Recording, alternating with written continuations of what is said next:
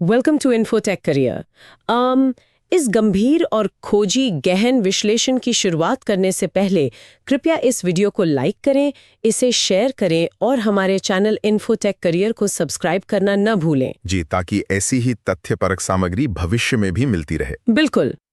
आज तारीख है 12 नवंबर 2025 और आज हम एक ऐसे विषय की पड़ताल कर रहे हैं जिसने दशकों तक दुनिया की सबसे शक्तिशाली हस्तियों की नींदें उड़ाई रखी हैं। और इस गहन विश्लेषण का आधार है एप्स्टीन केस फाइल्स समरी या एप्स्टीन केस फाइल्स समरी। हमारा मिशन बेहद साफ है। हजारों पन्नों की उन जटिल कानूनी फाइलों, कोर्ट के दस्तावेजों और 2025 के उस नए ऐतिहासिक कानून की परतों को खोलना जिसने सत्ता के गलियारों में छिपे सबसे बड़े रहस्यों को दुनिया के सामने ला दिया है। जो कि एक बहुत बड़ा कदम है। चलिए इसे थोड़ा विस्तार से समझते हैं। हम सब जेफरी एप्स्टीन के उन खौफनाक अपराधों से वाकिफ हैं जो उसने 2002 से 2005 के बीच न्यूयॉर्क और फ्लोरिडा में किए। लेकिन आज हमारा फोकस केवल उस पे नहीं है, बल्कि उस पूरी व्यवस्था पर है जिसने उसे बचाया। सही कहा। एक व्यक्ति जो कानूनी तौर पर एक दोषी यौन अपराधी था, वो दशकों तक अपने रसूख और शक्तिशाली दोस्तों के दम पर कैसे बचता रहा। देखिए, यही इस पूरे मामले का सबसे बड़ा और परेशान करने वाला सवाल है। बाहरी दुनिया के लिए वो वॉल स्ट्रीट का एक बेहद अमीर फाइनेंसर था, लेकिन फाइलों से जो असली तस्वीर सामने आती है वो एक ऐसे अपराधी की है जिसने एक पूरा नेटवर्क खड़ा कर दिया था। वो 14 साल तक की नाबालिग लड़कियों का यौन शोषण करता था और सबसे खौफनाक बात यह थी कि वो पीड़ित लड़कियों को ही नकद यानी कैश देता था। बिल्कुल, वो कैश इसलिए देता था ताकि वे अन्य नाबालिग लड़कियों को उसके पास ला सकें। जब हम इस नेटवर्क की बात करते हैं तो मुख्य विवाद केवल उसके अपराधों तक सीमित नहीं रह जाता। तो असली विवाद क्या है? असली विवाद यह है कि पुलिस, कानून और न्याय व्यवस्था के होते हुए भी सत्ता और पैसे ने कैसे इस पूरे मामले पर पर्दा डाले रखा। ये कहानी जेफरी एप्स्टीन की कम और उस सिस्टम की विफलता की ज्यादा है। दशकों तक ये सब चलता रहा। मतलब सिस्टम ने उसे रोका क्यों नहीं? क्या ऐसा कोई टर्निंग पॉइंट था जहां उसे पहली बार पकड़ा जा सकता था? टर्निंग पॉइंट बिल्कुल था, और वो आया था साल 2007 में। मीडिया इसे अक्सर स्वीट हार्ट डील कहता है। Sweet heart deal? जी, क्योंकि ये एक ऐसा समझौता था जहां न्याय की आंखों पर बंधी पट्टी साफ नजर आती है। उस समय के संघीय अभियोजक अलेक्जेंडर अकोस्टा ने एक गुप्त समझौता किया था, जिसे कानूनी दुनिया में एनपीए या एनपीए कहते हैं। हाँ, नॉन प्रोसिक्यूशन एग्रीमेंट। अगर इसे सरल हिंदी में समझें तो ये मुकदमा न चलाने का एक गुप्त समझौता था। इसका सीधा मतलब ये था कि एप्स्टीन पर आगे कोई गंभीर संघीय मुकदमा नहीं चलेगा। रुको, तो इतने गंभीर सबूतों के बावजूद एक ऐसा दस्तावेज साइन किया गया जिसने उसे पूरी तरह बचा लिया? हाँ, और बात सिर्फ उसे बचाने तक सीमित नहीं थी। इस एक डील ने उसके सह साजिशकर्ताओं को भी कानूनी सुरक्षा कवच दे दिया। जैसे कि गिज़लेन मैक्सवेल। गिज़लेन मैक्सवेल, सारा कैलन और नादिया मार्सिंकोवा जैसे नाम जो उसके इस घिनौने नेटवर्क को चलाने में मदद करते थे, वे सब भी इस समझौते के तहत बच गए। ये तो बहुत ही निराशाजनक है। और सजा की विडंबना देखिए, इतने जघन्य अपराधों के बाद भी उसे केवल 18 महीने की काउंटी जेल की सजा मिली। उसमें से भी उसने सिर्फ 13 महीने ही काटे। और जहां तक मैंने पढ़ा है, उसे दिन में काम पर जाने की छूट भी थी। बिल्कुल, जिसे वर्क रिलीज कहते हैं। वो जेल में होकर भी अपनी एक सामान्य जिंदगी जी रहा था। यहाँ जो बात सबसे दिलचस्प है और फाइलों में जो सबसे बड़ा रहस्य बनकर उभरी, वो है उसका प्राइवेट जेट्स का बेड़ा। जी, उसके विमान। उसके पास गल्फ स्ट्रीम G550 और बोइंग 727 जैसे निजी विमान थे। मीडिया ने इन्हें ललिता एक्सप्रेस का नाम दिया था। इन विमानों का असली काम क्या था? ये विमान उसकी ताकत और ग्लोबल कनेक्शन का प्रतीक थे। इन फाइलों के अनुसार इन्हीं विमानों का इस्तेमाल दुनिया भर के शक्तिशाली नेताओं, व्यापारिक दिग्गजों और मशहूर हस्तियों को उसकी संपत्तियों तक ले जाने के लिए होता था। खासतौर पर यूएस वर्जिन आइलैंड्स तक। सही कहा। लेकिन मजे की बात यह है कि जो चीज उसकी विलासिता का हिस्सा थी, वही अंततः उसके खिलाफ सबसे बड़े सबूतों में से एक बन गई। क्योंकि उड्डयन नियमों के तहत हर उड़ान का रिकॉर्ड रखना पड़ता है। बिल्कुल, हर उड़ान का एक लॉग अनिवार्य होता है। एप्स्टीन के पायलटों को, जिनमें गैरी रॉक्सबर्ग का नाम प्रमुख है, हर यात्रा का पूरा रिकॉर्ड रखना पड़ता था। तो उड़ान के वो साधारण रिकॉर्ड्स ही बाद में सबसे बड़े गवाह बन गए।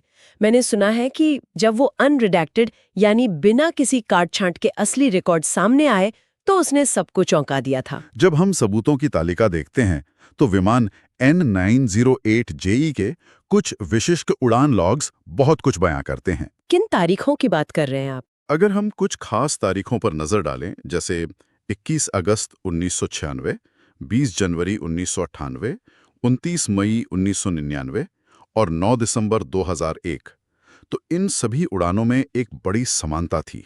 वो समानता क्या थी? यात्रियों की सूची में जेफरी एप्स्टीन के साथ हमेशा एक नाम अनिवार्य रूप से मौजूद था, और वो नाम था गिस्लेन मैक्सवेल। मतलब वो हर सफर में उसके साथ थी? जी, इन बिना काट-छांट वाले लॉग्स ने ये स्पष्ट रूप से साबित कर दिया कि मैक्सवेल लगातार उसके साथ लगभग हर यात्रा पर मौजूद रहती थी। ये उस नेटवर्क की गहराई को साबित करने के लिए एक बहुत बड़ा सबूत था। जिसे 2007 की उस गुप्त डील में पूरी तरह नजरअंदाज कर दिया गया था।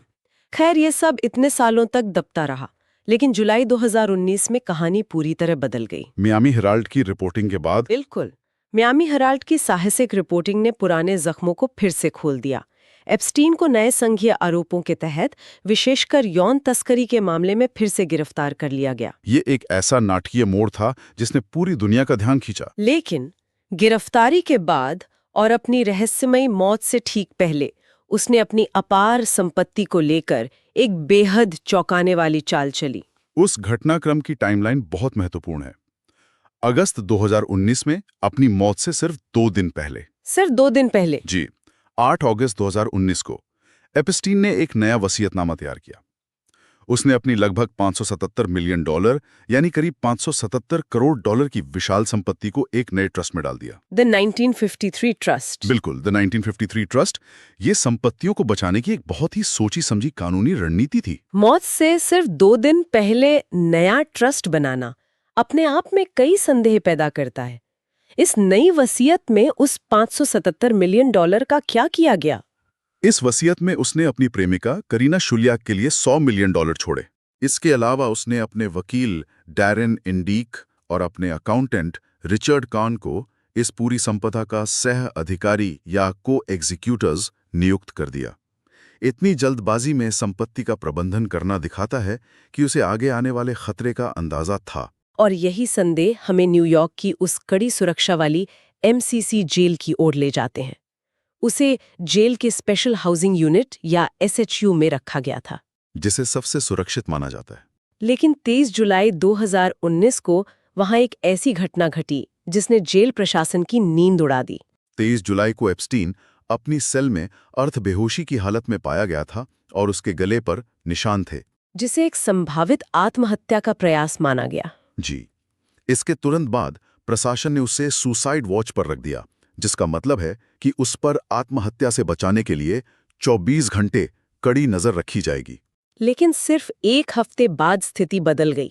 हाँ, 23 जुलाई को मनोविज्ञान विभाग ने उसे सुसाइड वॉच से हटाने का आदेश दे दिया। हालांकि यह आदेश एक बहुत ही सख्त शर्त के साथ आया था। वो शर्त क्या थी? शर्त ये थी कि एप्स्टीन को कभी भी सेल में अकेला नहीं रखा जाएगा। उसके साथ हमेशा एक और कैदी यानी एक सेलमेट होना अनिवार्य था। और समस्या की शुरुआत तब होती है जब 9 अगस्त को इस सबसे महत्वपूर्ण नियम को तोड़ दिया गया। बिल्कुल। 9 और 10 अगस्त 2019 की उस रात की टाइमलाइन किसी क्राइम थ्रिलर की तरह लगती है। हर एक कदम पर, हर एक घंटे में सिस्टम की एक ऐसी विफलता नजर आती है जिस पर यकीन करना मुश्किल है। उस रात की घटनाओं का असली क्रम क्या था? घटनाओं का वो क्रम वास्तव में हैरान करने वाला है।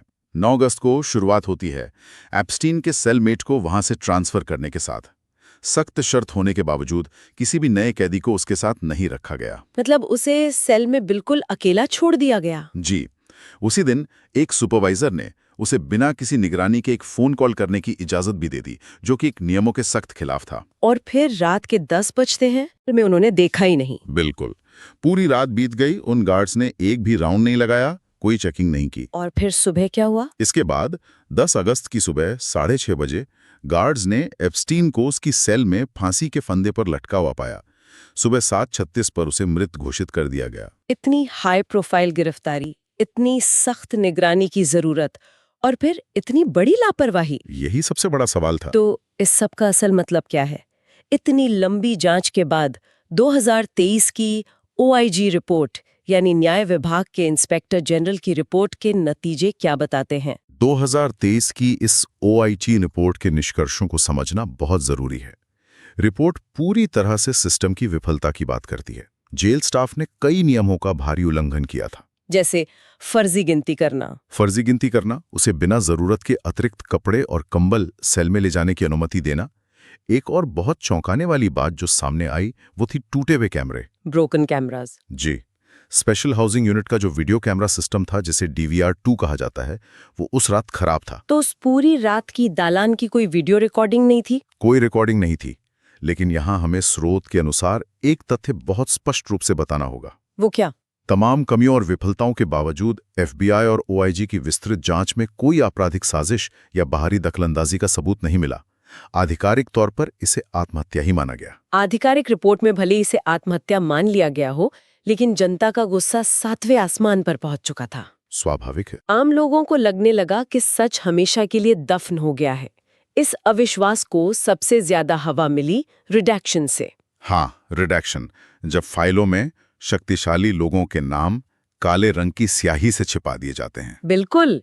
मीडिया और जनता द्वारा लगातार एक क्लाइंट लिस्ट देखने की मांग उठ रही थी। दस्तावेजों के अनुसार उस समय के ट्रंप प्रशासन के दौरान न्याय विभाग ने शुरुआत में इन फाइलों को सार्वजनिक करने से मना कर दिया था। हम यहाँ निष्पक्ष रूप से केवल स्रोत की जानकारी दे रहे हैं। जी, हमारा उद्देश्य केवल तथ्यों को सामने रखना है। तो इस इनकार ने जनता के अविश्वास को और गहरा कर दिया। लोगों को ये महसूस होने लगा कि शक्तिशाली हस्तियों को बचाया जा रहा है। लेकिन इसी भारी दबाव ने 2025 में एक ऐतिहासिक कदम की नींव रखी। अमेरिकी कांग्रेस के 119वें सत्र में एक बहुत ही महत्वपूर्ण बिल पेश किया गया, HR 4405, जिसे 2025 एप्स्टीन फाइल्स पारदर्शिता कानून कहा जाता है। इस बिल का एक ही लक्ष्य था, न्याय विभाग को वो सारी अघोषित यानी अनक्लासिफाइड फाइलें सार्वजनिक करने के लिए मजबूर करना जो अब तक छुपाई गई थीं। इस कानून की सबसे खास बात इसका द्विदलीय समर्थन था, है ना? बिल्कुल, जिसे बाइपार्टिसन सपोर्ट कहते हैं। डेमोक्रेट सांसद रो खन्ना ने इस बिल को पेश किया था और रिपब्लिकन सांसद थॉमस मेसी ने एक बहुत बड़ा कदम उठाया। जी, उन्होंने एक डिस्चार्ज पिटीशन दायर की। ये डिस्चार्ज पिटीशन क्या होती है? यह एक ऐसी प्रक्रिया है जिसके जरिए संसद में किसी भी बिल को समितियों से निकालकर सीधे सदन में वोटिंग के लिए लाया जा सकता है। यह एक बहुत ही शक्तिशाली कदम था। और नवंबर 2025 में जो वोटिंग हुई वो आधुनिक इतिहास में एक मील का पत्थर है। अगर हम इस वोटिंग की टाइमलाइन देखें तो 12 नवंबर को उस डिस्चार्ज पिटीशन पर 218 सांसदों के हस्ताक्षर पूरे हो गए। और 18 नवंबर को हाउस वोट हुआ, जहां ये बिल 427-1 के भारी अंतर से पास हुआ। सोचिए, केवल एक वोट इसके खिलाफ था। फिर 19 नवंबर को सीनेट में इसे सर्वसम्मति से यानी यूनानिमस कंसेंट से पास कर दिया गया। और उसी दिन 19 नवंबर 2025 को राष्ट्रपति डोनाल्ड ट्रंप ने इस पर हस्ताक्षर करके इसे एक पूर्ण कानून बना दिया। कानून पास होते ही न्याय विभाग के लिए 30 दिन की एक सख्त डेडलाइन तय कर दी गई। उन्हें एक ऑनलाइन डेटाबेस तैयार करना था। और फिर जनवरी 2026 में वो हुआ जिसे हम एक विशाल डेटा डंप कह सकते हैं। Massive data dump. न्याय विभाग ने एक साथ 3.5 मिलियन पेज यानी 3.5 लाख पन्ने ऑनलाइन सार्वजनिक कर दिए। 35 लाख पन्ने, ये किसी विस्फोट से कम नहीं था। लेकिन प्राइवेसी का क्या इसमें सबकी पहचान उजागर कर दी गई? कानून में गोपनीयता को लेकर स्पष्ट निर्देश थे। केवल जो नाबालिग पीड़ित थीं, सिर्फ उनके नामों को छिपाया गया था। और तस्वीरों में बच्चों के चेहरों को ब्लर किया गया। जी, लेकिन इसके अलावा बाकी सब कुछ, सारे रसूखदार नाम, उड़ानों की डिटेल, सब कुछ बिना किसी काट छाट के खोल दिया गया। अब जनता खुद सबूत पढ़ सकती थी। फाइलों के सार्वजनिक होने के बाद जो धमाका हुआ, उसने समाज के कई वर्गों को हिला दिया। इसके खुलासे के बाद का जो असल असर था, वो कहां-कहां देखने को मिला? इसका असर मुख्य रूप से 2 बड़े क्षेत्रों में देखा गया। पहला था व्यापारिक दुनिया यानी बिजनेस वर्ल्ड, जहां प्रतिष्ठित टैलेंट एजेंसी के CEO केसी वॉसरमैन का नाम सामने आया। बिल्कुल, उन्हें भारी विरोध का सामना करना पड़ा। एथलीटों और संगीतकारों ने उनका साथ छोड़ दिया और अंततः उन्हें अपनी एजेंसी बेचने के लिए मजबूर होना पड़ा। और दूसरा बड़ा क्षेत्र था शाही परिवार। जी, इन फाइलों के कारण ब्रिटिश और नॉर्वेजियन राजघरानों पर भी भारी नैतिक और सार्वजनिक दबाव आ गया। तो इतने लंबे और जटिल सफर के बाद अंतिम निष्कर्ष क्या निकलता है? अगर हम इसे एक बड़े नजरिए से देखें तो ये सिर्फ जेफरी एप्स्टीन की कहानी नहीं है। ये सत्ता, धन और सिस्टम की विफलता का प्रतीक है। 2007 से 2019 तक सिस्टम ने अपराधियों को बचाया। लेकिन 2025 का पारदर्शिता कानून एक बड़ा परिवर्तन साबित हुआ। यही सबसे बड़ा सबक है। ये साबित करता है कि जनता का दबाव दशकों पुराने रहस्य खोल सकता है। आज सच पब्लिक डोमेन में है, कोई शक्तिशाली व्यक्ति अब अंधेरे में नहीं छिप सकता। श्रोतागण, जब 35 लाख पन्नों का कच्चा सच बिना किसी सेंसरशिप के सीधे जनता के हाथ में आ जाता है, तो क्या ये सिर्फ एक केस का अंत है, या ये भविष्य में सत्ता और जवाबदेही के काम करने के तरीके को हमेशा के लिए बदल देगा? ये सोचने वाली बात है। इस बारे में जरूर विचार करें। एक बार फिर इन्फोटेक करियर के इस गहन विश्लेषण से जुड़ने के लिए धन्यवाद। अगर ये खोजी विश्लेषण आपको जानकारीपूर्ण लगा हो तो वीडियो को लाइक करें, इसे शेयर करें और चैनल को